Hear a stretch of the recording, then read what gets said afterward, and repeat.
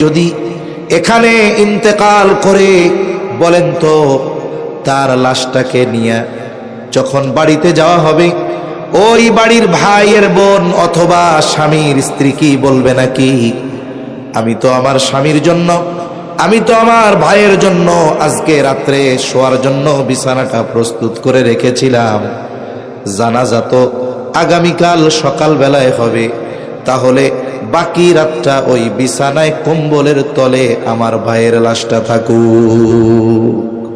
রাখবে? জোরে বলেন রাখবে? আপনাকে এখান থেকে ওই লাশের খাটিয়া এনে নিয়ে যাওয়া হবে। সবাই চিন্তা করবে সকালে ব্যস্ততা আছে, লাশ বাইরে থাক, আমরা একটু শীতে কম্বল গায়ে দিয়ে ঘুমাই। এটাই বাস্তবতা।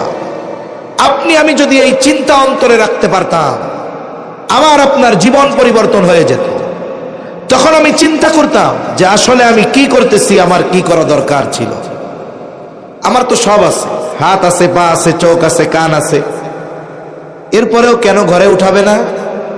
বলে আসল যেটা সেটা এখন দেহের সাথে নাই। বলেন কি নাই? রূহ নাই, এটা মূল। এই দেহ ধ্বংস হয়ে যাবে কিন্তু রূহ অবিনশ্বর, রূহ কখনো ধ্বংস হবে না। রূহ শুধু স্থান পরিবর্তন করে। কি পরিবর্তন করে? যেমন আমরা প্রথমেই কিছুই ছিলাম না, একটা সময় আমাদের অতিবাহিত হয়েছে, আমাদের অস্তিত্ব বলে কিছুই ছিল না। আল্লাহ তাআলা বলেন হাল আতা